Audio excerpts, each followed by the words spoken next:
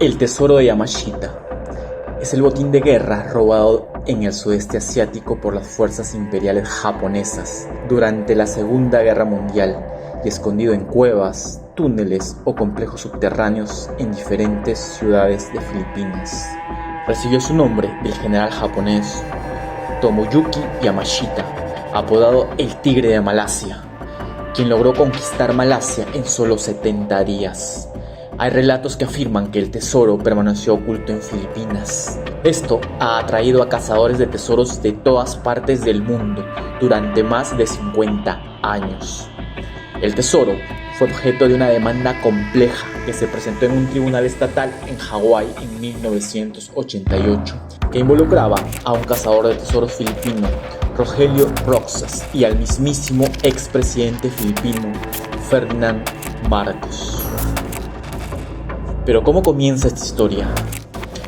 Pues en marzo de 1988, un cazador de tesoros filipino llamado Rogelio Roxas presentó una demanda en el estado de Hawái contra el expresidente de Filipinas, Ferdinand Marcos, y su esposa, Imelda Marcos, por robo y abuso contra los derechos humanos. Roxas afirmó que en Baguio, en 1961, conoció al hijo de un ex miembro del ejército japonés, que le trazó un mapa de la ubicación del legendario tesoro de Yamashita. Roxas afirmó que un segundo hombre, que se desempeñó como intérprete de Yamashita durante la Segunda Guerra Mundial, le contó que había visitado una cámara subterránea, donde se guardaban depósitos de oro y plata, y que le habló de un Buda de oro mantenido en un convento ubicado cerca de las cámaras subterráneas. Roxas afirmó que en los años siguientes formó un grupo para buscar el tesoro y obtuvo un permiso para tal fin de un pariente de Ferdinand, el juez Pío Marcos. En el año 1971, afirmó Roxas, él y su grupo descubrieron una cámara cerrada en tierras estatales cerca de Baguio, donde encontraron bayonetas, espadas samuráis, radios y restos óseos vestidos con uniformes militares japoneses. También se encontró en la cámara, afirmó Roxas, un Buda dorado de casi 1 metro de altura y numerosas cajas apiladas que llenaban un área de aproximadamente 2 por 2 por 10 metros. Afirmó que abrió solo una de las cajas y la encontró llena de lingotes de oro. Dijo que tomó de las cámaras el Buda de oro y que estimó que pesaba 1 tonelada y una caja con 24 lingotes de oro, y los escondió en su casa. Afirmó que volvió a sellar la cámara para su custodia hasta que pudiera organizar el rescate de las cajas restantes, que sospechaba que también estaban llenas de lingotes de oro. Roxas dijo que vendió 7 de los lingotes de oro de la caja abierta y buscó compradores potenciales para el Buda dorado. 2 personas que representan a posibles compradores examinaron y probaron el metal en el Buda, dijo Roxas, e informaron que estaba hecho de oro sólido de 20 quilates. Fue poco después de esto, afirmó Roxas, que el presidente Ferdinand Marcos se enteró del descubrimiento de Roxas y ordenó que lo arrestaran, lo golpearan y el Buda y el oro restantes fueran incautados. Roxas alegó que en represalia por su campaña vocal para recuperar el Buda y el resto del tesoro que le quitaron, Ferdinand continuó amenazándolo, golpeándolo y finalmente encarcelándolo durante más de 1 año. Después de su liberación, Roxas suspendió sus reclamos contra Marcos hasta que Ferdinand perdió la presidencia en 1986. Pero en 1988, Roxas y Golden Buddha Corporation, que ahora tenían los derechos de propiedad del tesoro que Roxas afirma que le robaron, presentaron una demanda contra Ferdinand y su esposa Imelda en un tribunal estatal de Hawái, en busca de daños y perjuicios por el robo y los abusos de derechos humanos que se cometieron contra Roxas. Roxas murió en vísperas del juicio, pero antes de su muerte dio el testimonio de deposición que luego se usaría como evidencia. En En 1966, el patrimonio de Roxas y Golden Buddha Corporation recibieron lo que entonces era el juicio más grande jamás otorgado en la historia: $22.000 millones, que con los intereses aumentaron a $40.5 mil millones. En 1998, la Corte Suprema de Hawái sostuvo que había pruebas suficientes para respaldar la conclusión del jurado de que Roxas encontró el tesoro y que Marcos se lo robó. Sin embargo, el tribunal revocó la indemnización por daños y perjuicios, sosteniendo que la indemnización de $22.000 millones por daños y perjuicios por la cámara llena de oro era demasiado especulativa, ya que no había pruebas de cantidad o calidad, y ordenó una nueva audiencia sobre el valor del Buda de oro y 17 lingotes de oro solamente. Después de varios años más de procedimientos legales, Golden Buddha Corporation obtuvo una sentencia definitiva contra Imelda Marcos en la medida de sus intereses en el patrimonio de Marcos por el monto principal de $13.275.848, y el patrimonio de Roxas obtuvo un juicio favorable de $6 millones sobre el reclamo. Esta demanda finalmente concluyó que Roxas sí encontró un tesoro, y aunque el Tribunal Estatal de Hawái no estaba obligado a determinar si este tesoro en particular era el legendario oro de Yamashita, el testimonio en el que se basó el tribunal para llegar a su conclusión apuntan en esta dirección. Roxas supuestamente estaba siguiendo un mapa del hijo de un soldado japonés.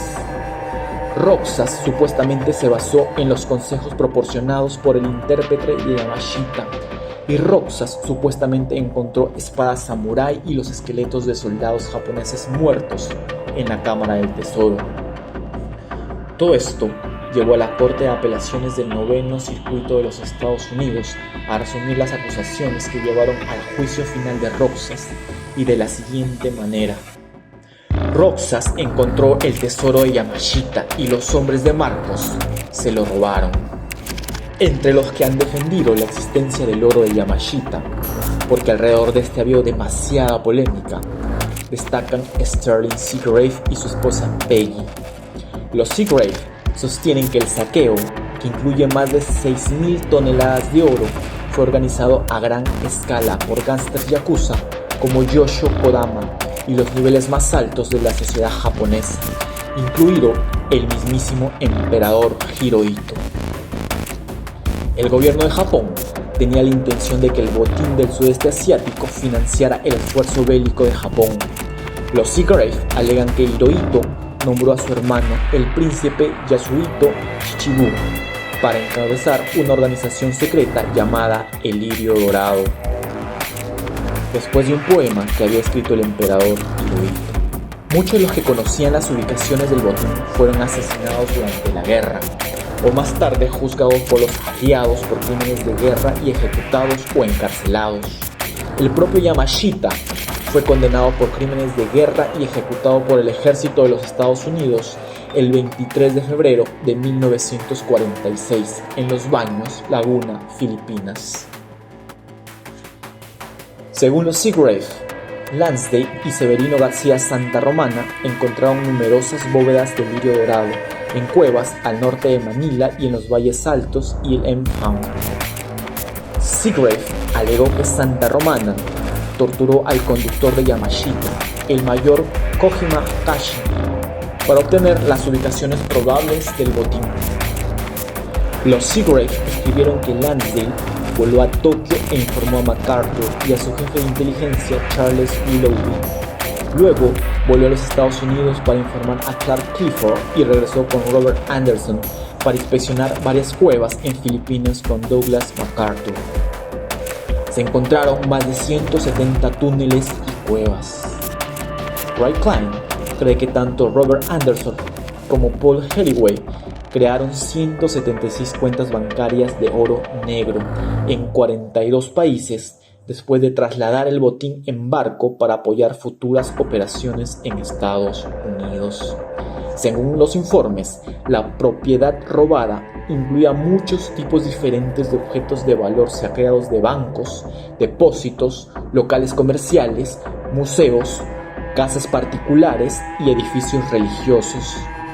El tesoro toma su nombre del general Tomoyuki Yamashita, quien asumió el mando de las fuerzas japonesas en Filipinas en 1944. Según varios relatos, el botín se concentró inicialmente en Singapur y luego se transportó a Filipinas. Los japoneses esperaban enviar el tesoro desde Filipinas a las islas de origen japonés después de que terminara la guerra. A medida que avanzaba la guerra en el Pacífico, los submarinos de la Armada de los Estados Unidos y los aviones de combate aliados infligieron hundimientos cada vez más pesados en los navíos mercantes japoneses. Algunos de los barcos que transportaban el botín de guerra a Japón se hundieron en combate y jamás llegaron a su destino. Los Seagrave y algunos otros han afirmado que los operativos de inteligencia militar estadounidense localizaron gran parte del botín. Se coludieron con Hirohito y otras figuras japonesas de alto nivel para ocultar su existencia y lo usaron como oro negro para financiar operaciones de inteligencia encubiertas estadounidenses en todo el mundo durante la Guerra Fría. Estos rumores han inspirado a muchos buscadores de tesoros esperanzados, pero la mayoría de los expertos e historiadores filipinos dicen que no hay evidencia creíble detrás de estas afirmaciones. Muchos individuos y consorcios, tanto filipinos como extranjeros, continúan buscando sitios de tesoros. Se han informado varias muertes accidentales, lesiones y pérdidas financieras sufridas por cazadores de tesoros. El presidente e historiador del Instituto Histórico Nacional de Filipinas, Álvaro Campo, comentó: dos de los mitos sobre la riqueza que suelo encontrar son el tesoro de Yamashita y los chismes de que la fortuna de Ko Junco se fundó en una bolsa de dinero. Ocampo también dijo que durante los últimos 50 años, muchas personas, tanto filipinas como extranjeras, han gastado su tiempo, dinero y energía en la búsqueda del escurridizo tesoro de Yamashita. El profesor Ocampo señaló que lo que me sorprende es que durante los últimos 50 años, a pesar de todos los buscadores del tesoro, sus mapas, testimonios orales y detectores de metales sofisticados, nadie ha encontrado nada. Por una parte, el presidente de Filipinas dice que el tesoro no existe, y por otra parte, una corte superior de Estados Unidos afirma de que sí. ¿Ustedes qué creen? ¿Que es una táctica del presidente de Filipinas para esconder el tesoro en su propio beneficio, o que él cree verdaderamente que este tesoro no existe? Gracias por haber llegado hasta aquí y les agradecería muchísimo que me dejen un like y un comentario sobre el tema.